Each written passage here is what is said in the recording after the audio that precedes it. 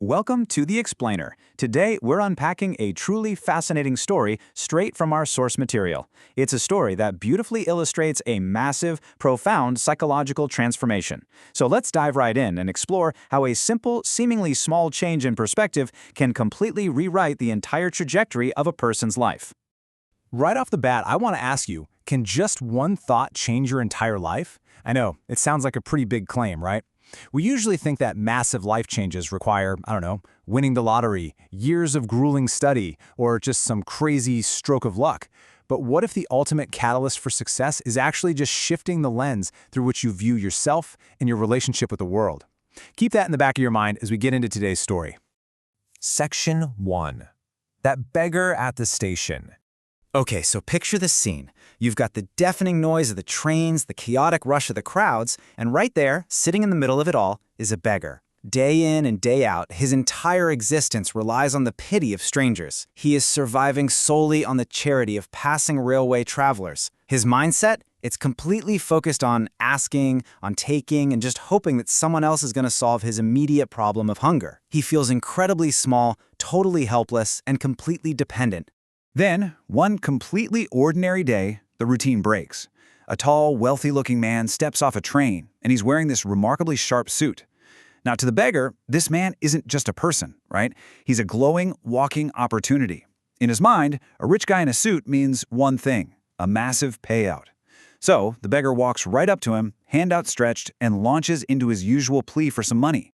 But the businessman doesn't reach for his wallet. Instead, he just looks down at the beggar and delivers this absolutely striking question. He says, "You always keep asking, do you ever give anything to anyone?" Man, the beggar is stunned. He replies, "Sir, I'm just a beggar. I am constantly asking others, where is my status to give anything to anyone?" It's a harsh but incredibly truthful inciting incident. The businessman completely refuses to give alms, and instead he just drops this heavy, paradigm-shifting question squarely in the beggar's lap. Section 2. The important rule of exchange. So here is the crucial point. The businessman responds by saying, if you can't give anything, you have absolutely no right to ask. He explains that he's a merchant, he's a man of commerce, and he only believes in the law of exchange. Basically, if the beggar has something to offer in return, well, only then will a transaction actually take place. He doesn't operate on charity, he operates on value. And with that, he literally just steps onto his train and leaves the beggar standing there, totally bewildered. Let's break down this implicit rule of nature the businessman was teaching, because it's brilliant. First, you have to stop seeing yourself as small or incapable of providing value. Second, you gotta find some actual value to give to the world. And third, only by giving that value do you open yourself up to receive abundance. It is the ultimate law of exchange, and it applies to literally everyone, whether you're standing on a railway platform or sitting in a high-rise corporate boardroom. Well, the businessman's words absolutely pierce the beggar's heart. For 2 agonizing days, he wrestles with this one singular question: what can I possibly offer? He finally realizes he isn't getting much money because he gives absolutely nothing in return. But, it is incredibly difficult to break out of a poverty mindset. He just keeps telling himself, I'm just a beggar, I have nothing. But that desire to change, it's been planted. Section 3. Business started with flowers. So on the third day, he's still sitting near the station, pondering this dilemma, when his eyes land on something he has probably walked past 1,000 times. There are these wild plants growing near the tracks, blooming with vibrant flowers. Suddenly, boom, an aha moment strikes. He realizes that value doesn't always have to be manufactured in some factory. Sometimes it's just waiting to be harvested. He thinks to himself, why don't I give some flowers in exchange for the alms people give me?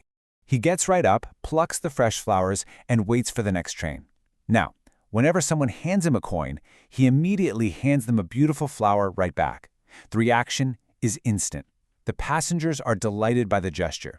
They smile, they happily accept the exchange, and almost overnight, his daily earnings increase dramatically. He is no longer just taking, he's actively participating in an economy of joy. But this guy is sharp, and he makes a really crucial observation. As his new little model scales up, he realizes that he eventually runs out of flowers each day. And the moment those flowers run out, the money stops completely. People were actually responding to the value of the flowers, not just acting out of pity. The transaction was real. It wasn't charity anymore, it was commerce. Section 4. I'm a businessman, not a beggar. Fast forward a bit. One day, while he's working his new flower trade on the platform, he spots a familiar face getting off a train. It is the wealthy man in the sharp suit, his accidental mentor. The beggar doesn't even hesitate. He confidently marches right up to the guy. But this time, he doesn't just hold out an empty hand. He offers a handful of beautiful flowers and says, "Today I have something to give you. Please give me some alms, and in return, I will give you these flowers." The businessman smiles, hands over some money, and happily takes the flowers. And then, the businessman delivers the line that changes absolutely everything. He looks at the beggar and says, "Wow, what a thing. Today you have also become a businessman like me." He takes his flowers, steps off the train, and just goes about his day. But for the beggar, time literally stops. Those words, "a businessman like me," sink so deep into his soul. Think about it as two sides of a coin, illustrating this massive mental shift.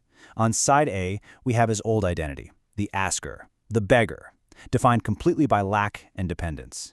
But on side B, his new identity has just been validated by a master, the value provider, the businessman. You really have to ask yourself, which side of this equation do you currently operate on in your own life? Are you just asking, or are you providing real value? This realization hits him like a lightning bolt. His eyes light up. He realizes he holds the absolute key to his own success. In a burst of pure, unadulterated energy, he leaps down from the train, looks up at the sky, and shouts at the top of his lungs, "I am not a beggar. I am a businessman. I can be rich too." The people around him probably think he's lost his mind. And well, maybe he did lose his old mind, because the very next day, that beggar vanished from the station. He was never seen begging there again. It is absolutely astounding how quickly things can change when your paradigm shifts. Just look at this. Day 1, he was begging just to survive. By day 3, he was executing a real-world exchange of goods. Within that first month, his entire internal identity was rewritten from asker to provider. And by month 6, well, let's look at where he actually ended up. Section 5. Success is in your mindset. Fast forward 6 months. 2 men in immaculate sharp suits are traveling in a premium train car. One man looks over at the other and asks, "Hey, do you recognize me?" The second man says, "No, I think this is our first time meeting." The first man smiles and replies, "Actually, no, this is our 3rd time meeting. I am the beggar from the station. Our first meeting taught me what to do with my life, and our second meeting taught me who I really am." As you can imagine, the mentor is absolutely stunned.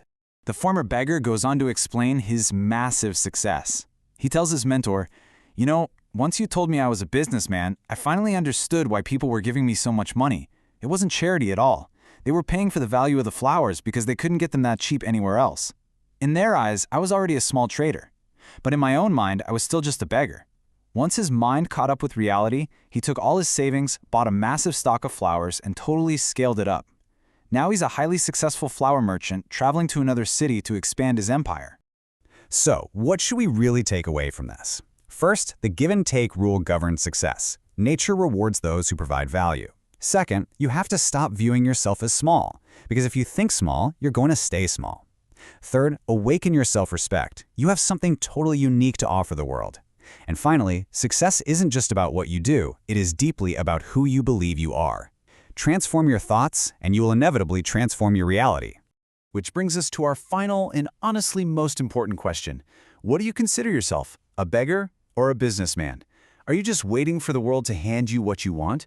Or are you actively finding ways to provide immense value in exchange for your success? The choice and the mindset is entirely up to you.